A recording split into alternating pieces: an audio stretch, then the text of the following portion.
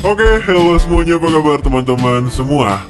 Kalau biasanya Amir kan selalu menjadi protagonis di filmnya, kali ini dia yang menjadi antagonisnya.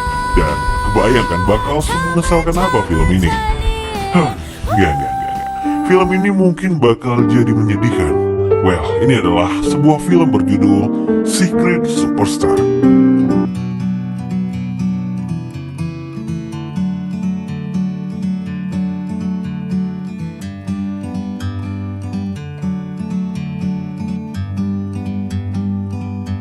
Like a bird on a tree, I'm just sitting here. I got time, it's clear to see. From up here, the world seems small.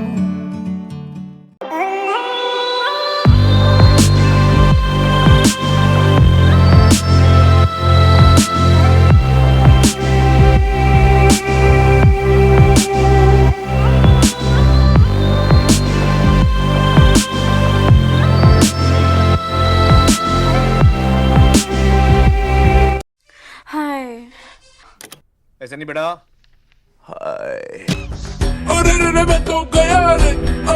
Cerita bermula dari sebuah ajang tarik suara. Seorang anak laki-laki terlihat tampil di depan 3 orang juri. Juri pertama mengatakan kalau dia sangat menyukai performa anak itu karena dia terlihat lucu. Maafi langsung menyerang statement itu karena menurutnya kelucuan bukanlah suatu nilai dalam dunia tarik suara. Rendra, dengan lantang Maafi mengatakan kepada anak itu kalau lo itu gak punya bakat. Cabut deh, get out. Alhasil, anak itu pun menangis meninggalkan panggung. Ternyata Maafi emang terkenal dengan kearoganannya. Dia bahkan gak segan-segan memaki orang di siaran live televisi. Hal ini terbukti saat dia menjadi host pada acara Music Awards. Dia adu mulut dengan wanita pemenang awards itu hanya karena statementnya gak disetujui. Tapi dengan sifat seperti itu, kenapa dia bisa menjadi host di acara bergengsi? Well, ternyata Maafi adalah seorang komposer terkenal di sana. Dia telah menghasilkan ratusan lagu-lagu terbaik, sehingga keahliannya dalam memproduksi musik nggak bisa dianggap remeh. Sementara itu, di tempat yang berbeda, seorang anak bernama Insu selalu bermimpi untuk menjadi seorang penyanyi terkenal. Sayangnya mimpinya itu mendapat perlawanan keras dari sang ayah. Insu hidup dalam keluarga yang jauh dari kata harmonis. Ayahnya selalu marah-marah setiap pulang kerja. Dia bahkan gak segan-segan memukul anak dan istrinya.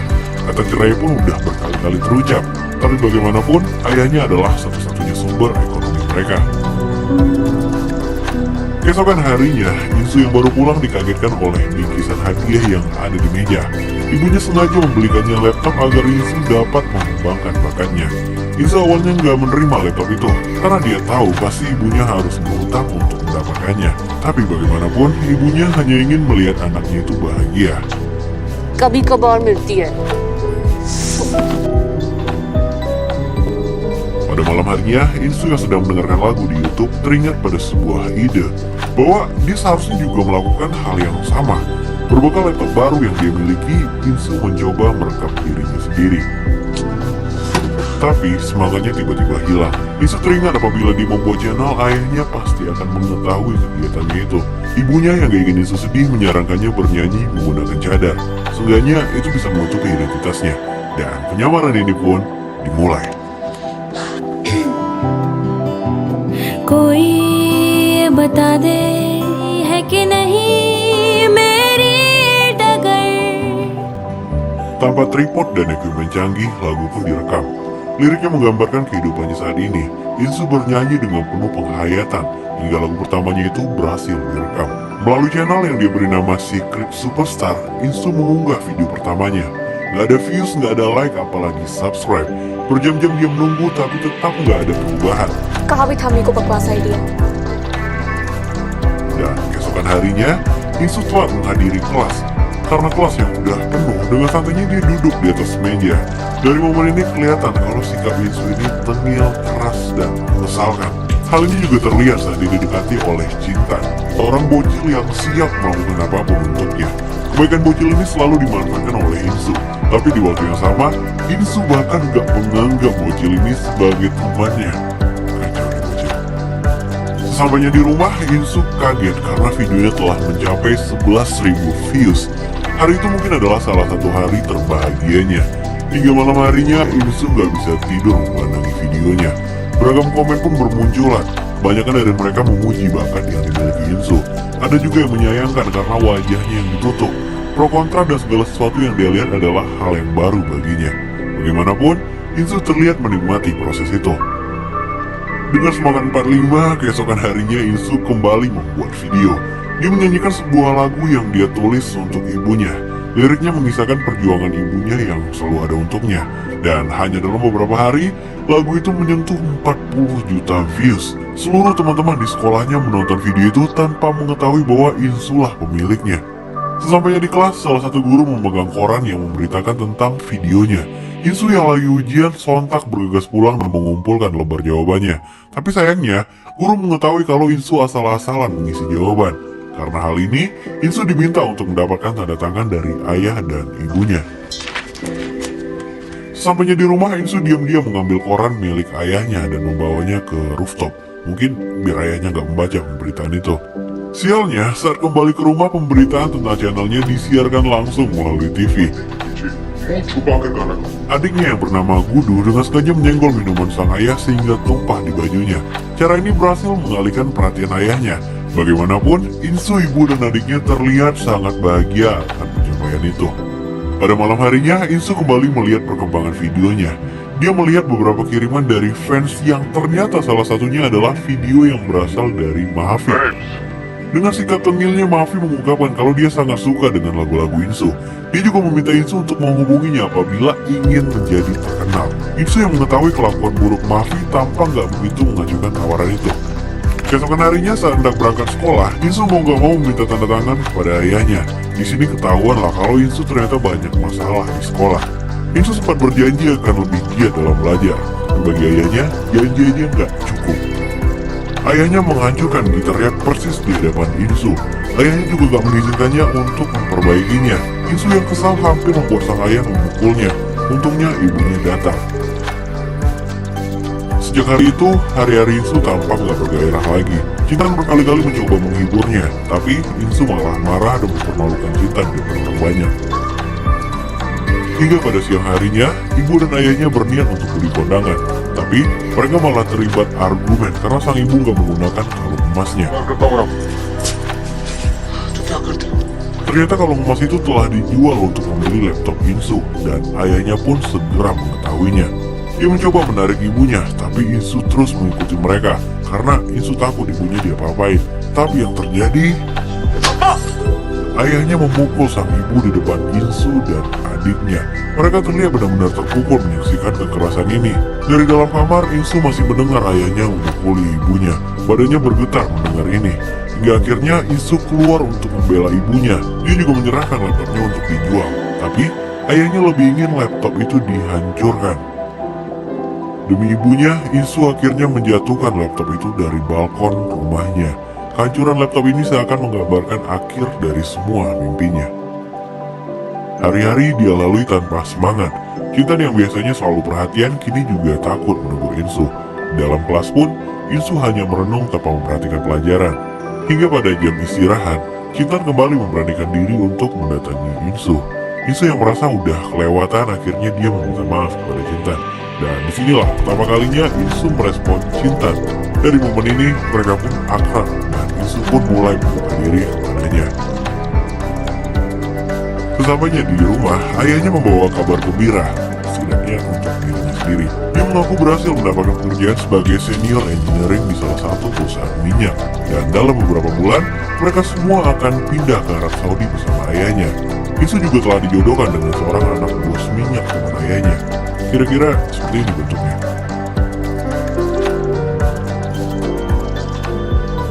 Insu sempat kesal karena ibunya nggak pernah menceritakan tentang hal ini. Dia berinisiatif mengajak ibunya kabur dari rumah dan meninggalkan adik dan ayahnya. By the way, adiknya mendengarkan Insu tentang ini. Tapi tentu saja ibunya menolak. Setelah itu nggak sengaja Insu mendengar berita di televisi kalau Mahfi baru aja bercerai dengan istrinya. Pengacara istrinya berhasil membuktikan kesalahan Mahfi di pengadilan. Yang artinya, pengacara bernama Sina ini telah memenangkan 11 kasus dalam 1 tahun terakhir. Entah apa yang dia pikirkan, Insu kini berniat menemui Mahfi. Keesokan harinya Insu meminjam handphone milik Cintan. Dia mencoba menghubungi Mafi, tapi ternyata pulsa handphone milik Cintan ini nggak cukup. Cintan mengaku udah nggak punya uang untuk beli pulsa. Insu pun kesal karena menganggap Cintan nggak bisa diandalkan. Dia pun kembali memperlakukan Cintan dengan kasar. Tapi usaha Cintan melakukan miss call membuahkan hasil. Mafi kembali menghubunginya sehingga Insu bisa berkomunikasi dengannya. Dalam panggilan telepon itu, Insu mengatakan kalau dia bersedia memenuhi permintaan Mafi untuk rekaman. Tapi dengan syarat, Mafi harus berjanji akan membantunya. Kesepakatan pun terjadi siang itu. Insu diminta untuk terbang ke Mumbai secepatnya. Untungnya, Cintan memiliki pengalaman naik pesawat sehingga dia bisa memberitahu Insu langkah-langkahnya. Dimulai dari keesokan harinya, terlebih dahulu Cintan membantu Insu untuk bolos sekolah dengan keluar melalui gerbang belakang. Tapi karena gerbangnya terkunci, Insu kembali memarahinya. Cintan akhirnya mencari ide lain sehingga Insu berhasil meloncati tembok pembatas. Cintan ini benar-benar mau ngelakuin apa aja lah pokoknya. Di sini, akhirnya Insu membalas perasaannya dan mengungkapkan bahwa dia juga menyukai Cintan. I also love you. Perjalanan berlanjut menuju bandara. Insu terus mengikuti saran Cintan, mulai dari alasan terbang sendirian hingga request tempat duduk di sebelah jendela. Sesampainya di pesawat, ternyata ada penumpang lain yang telah menduduki tempat duduknya. Insu yang memiliki sifat keras dan tengil mencoba menegurnya hingga akhirnya orang itu mengalah. Get up.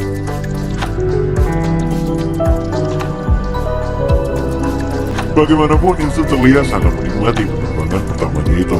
Sesampainya di Mumbai, Insu dihampiri oleh seorang laki-laki berpenampilan seperti preman. Ternyata dia adalah orang suruhan Mafi. Insu pun dibawa menemui Mafi di studio rekamannya. Dari awal masuk studio, Insu udah terlihat nggak nyaman. Mungkin nggak sesuai mungkin nama ekspektasinya. Mafi juga tetap dengan gaya selengenya yang lebih ke arah menyebalkan. Bahkan di awal pertemuan itu Mafi udah langsung ingin mengubah nama Insu dengan Natasha, S-nya 2. Hingga akhirnya Insu berbicara bahwa dia tetap ingin merahasiakan identitasnya. Jadi perubahan nama itu sama sekali nggak berguna. Singkat cerita, Mafi memperlihatkan remix terbarunya. Terlihat semua dari mereka menikmati beat itu. Kira-kira traumanya seperti ini.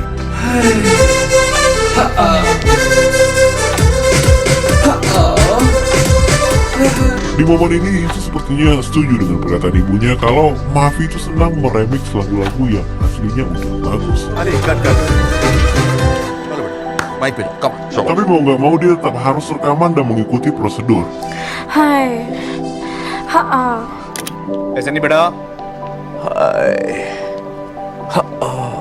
Oke? 2-3 kali take diambil, tapi hasilnya nggak memuaskan. Produser pun sempat mengatakan kalau udahlah emang nggak bakat anak ini. Beberapa saat setelah itu, Insu mengajak Mafi berbicara empat mata. Insu mengatakan bahwa ada masalah dalam lagu itu. Insu mengaku sangat sulit menghayati lagu itu apabila diberikan tambahan beat yang berlebihan. Mafi pun marah padanya. Dia seakan diajari oleh anak SMA. Tapi sikap keras yang dimiliki Insu seperti matching dengan Mafi. Insu kembali mengatakan bahwa dulu lagu-lagu Mafi selalu diputar oleh ibunya. Bahkan Insu juga sering mendengarkannya. Tapi karena Mafi mengikuti pasar, lagu-lagu itu diganti beatnya. Liriknya menjadi mati, sama sekali nggak bisa dinikmati. Mungkin karena itu juga banyak label yang memboikot lagu-lagunya belakangan ini, ucap Insu. Perkataan ini benar-benar membuat Mafi terpukul. Nada bicaranya langsung merendah. Karena jauh di dalam hatinya, sebenarnya dia juga berpikir seperti Insu. Insu pun meminta kesempatan terakhir untuk membawakan lagunya, tapi dengan versi originalnya. ये session cancel कर दो से 7 वाला लगा Well, rekaman pun dimulai. तेरी ही बोली बोलूंगी मैं. Setelah sekian lama, Mafi akhirnya kembali tercengang melihat penampilan seseorang. Gak ada perkataan yang terucap. Dia benar-benar diam tanpa berkedip sekalipun. मैं नचदी फिरा छम छम छलिए. Sesampainya di mobil, Mafi kembali menegaskan kalau penampilan Insu tadi berhasil membawanya pada suasana pertama kali di rekaman. Insu pun akhirnya menagih janji Mafi yang akan membantunya. Dan Mafi baru menyadari kalau Insu belum dibayar. Tapi bukan uanglah permintaannya. Insu meminta Mafi untuk membawanya bertemu Sina, pengacara istrinya yang berhasil mengalahkan Mafi. Ego Mafi seketika naik, karakter aslinya juga keluar. Mentah-mentah dia menolak permintaan itu. Karena bisa dibilang Mavi dan Sina itu udah kayak musuh bebuyutan. Tapi karena nggak tega melihat Insu sedih, dia terpaksa menurunkan ego dan menelpon Sina. तो बिल्कुल ठीक है मैं बहुत ही बदतमीज आदमी हूँ you're right मेरे लिए नहीं it's for this little girl ये बच्ची के लिए Singkat cerita, Mavi berhasil membujuk pengacara itu dan sepakat bertemu pada minggu depan. 8 jam sudah Insu di Mumbai, kini dia kembali ke sekolah. Pintu yang tadinya terkunci, kini gemboknya telah dibuka oleh Cintan. Insu pun kembali ke sekolah tanpa diketahui siapapun. Sesampainya di rumah, Insu kembali memarahi adiknya karena mengusik barang-barangnya. Gudu sempat minta maaf dan dia beralasan dia tengah menyiapkan hadiah untuk kakaknya itu. Tapi Insu langsung menolak mentah-mentah hadiah itu dan memarahi adiknya. तुझे कितनी बार कहा है उसकी सामान को हाथ मत लगाया कर तू 1 minggu pun berlalu. Kini Insu kembali ke Mumbai untuk bertemu Sina. Insu menjelaskan kepada Sina bahwa ayahnya selalu melakukan kekerasan terhadap ibunya. Bahkan, ibunya pernah dipukul hingga patah tulang hanya karena lupa mematikan air. Sina mengaku prihatin mendengar cerita itu. Dia pun akhirnya membantu Insu dan menyiapkan berkas-berkas untuk ibunya. Singkat cerita, sampailah Insu di rumah. Insu langsung menceritakan semua perjalanannya kepada ibunya. Insu juga memberikan surat cerai yang bisa langsung ditandatangani oleh sang ibu. Ibunya sontak kaget dan marah mendapat perlakuan ini. Dia mengaku sedih karena Insu terlalu lancang, bahkan Insu gak mengetahui apakah ibunya mau pisah atau enggak. Perdebatan antara Insu dan ibunya pun kembali terjadi. Insu bersikeras untuk tinggal dan hidup bersama mimpinya, sedangkan ibunya tetap memaksa untuk ikut ke Saudi bersama ayahnya. Insu yang kesal berlari ke rooftop. Dia memukul apapun untuk melampiaskan kemarahannya.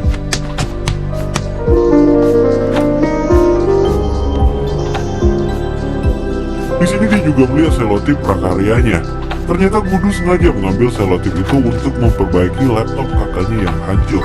Gak kebayang gimana salah Insu dan ini. Dia pun langsung mendatangi dan memeluk adiknya.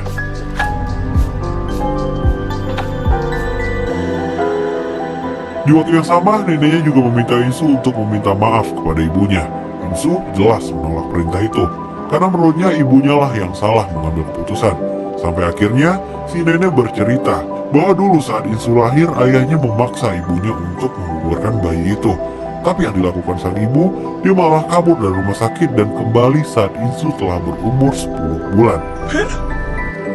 Well, sejak malam itu, udah gak ada lagi mimpi yang harus dikejar. Semua yang harus dilakukan hanyalah mengikuti perintah. Setidaknya biar bisa sedikit membayar perjuangan ibunya dulu ketika Insu. Channel YouTube-nya kini udah gak ada. Dia menghapusnya.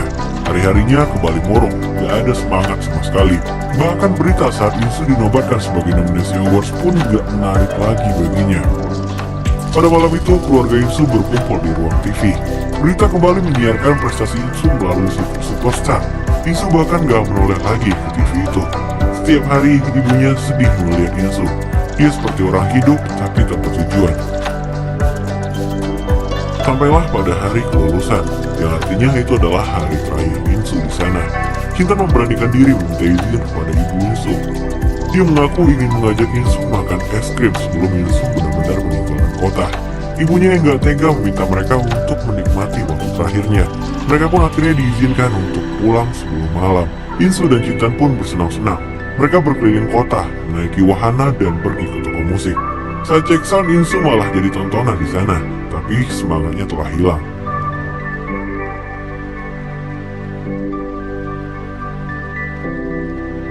Sampailah saat terakhir sebelum mereka berpisah, Insu mengaku bahwa dia akan merindukan Cintan, sama halnya dengan yang dirasakan oleh Cintan. Singkat cerita, sampailah mereka di bandara. Saat melakukan boarding pass, petugas mendapati barang yang melebihi kapasitas. Sang ayah memastikan bahwa masing-masing koper nggak ada yang melebihi 25 kg. Tapi ternyata bukan berat masalahnya, melainkan kuotanya. Awalnya sang ayah hendak membayar kelebihan item itu, tapi saat mengetahui bahwa barang terakhir adalah gitar Insu, dia pun seketika marah. Ayahnya meminta Insu membuang gitarnya ke tong sampah saat itu juga, karena menurutnya gitar itu lebih cocok di sana. Ibunya mengatakan bahwa itu adalah satu-satunya barang milik Insu yang dia bawa, tapi ayahnya malah kembali mengatakan bahwa itu bukan gitar, tapi sampah. Ayahnya mengancam akan memukul sang ibu apabila dia terus melawan. Ibunya kembali menjawab bahwa dia setuju kalau gitar itu ditinggalkan. Begitupun Insu, Wudu, dan ibunya itu sendiri. Dengan kata lain, mereka batal pergi ke Saudi. Sang ayah sempat hampir memukul, tapi ibunya malah mengancam balik. Dia mengatakan bahwa dia bisa aja menggunakan bukti kekerasan untuk memenjarakan suaminya itu. Dia juga bisa memberitakan itu melalui channel YouTube Insu, sebuah channel dengan jutaan fans yang ayahnya bahkan pernah dengar suara itu. Gak hanya itu, ibunya juga telah menandatangani surat cerai mereka. Bukti-bukti kekerasan semua lengkap di sana. Rumah dan hak asuh diminta oleh ibunya. Kalau suaminya menolak, dia mengancam akan melaporkannya ke polisi. Dan otomatis, suaminya akan kehilangan apapun yang dia miliki.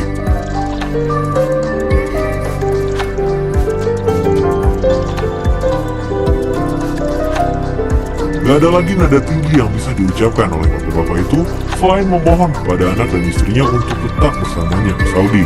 Sayangnya semuanya udah telat. Insu, adik dan ibunya menghanguskan tiket mereka dengan keluar dari ruangan itu. Sesampainya di lobi, ibunya langsung meminjam handphone milik seseorang di sana. Dia meminta Insu untuk menghubungi Mahafi dan memintanya untuk menjemput mereka menuju Music Awards malam itu juga. Alhasil sampailah mereka di sana. Panggung megah itu seakan telah menyambut kehadiran Insu. Pemenang pun akan segera dibacakan oleh host. Host menyampaikan bahwa nominasi penyanyi wanita terbaik jatuh kepada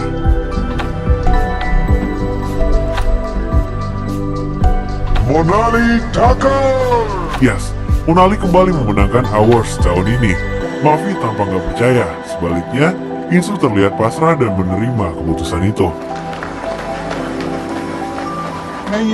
Dalam pidatonya, Monali sempat menyinggung kehadiran kontestan baru di nominasinya.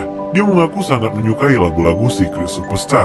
Dari segi suara dan kualitas lagu secara keseluruhan, Mona mengaku kalah. Jadi, kemenangannya di tahun ini menurutnya adalah sebuah kesalahan. Mona akhirnya memanggil Secret Superstar untuk menaiki panggung dan mengambil pialanya. क्या तुम यहाँ पर हो? Sebaliknya, Insu terlihat pasif dan gak merespon panggilan itu. Meskipun keluarga dan Mafi telah mendukungnya. Tapi setelah Mafi menyoraki kehadirannya, lampu dan kamera seketika mengarah ke Insu. Dia pun akhirnya berdiri dan berjalan menuju panggung. Di depan kamera besar itu, dia membuka penutup wajahnya. Semua orang bersorak dan gak menyangka bakal melihat Secret Superstar menunjukkan identitasnya.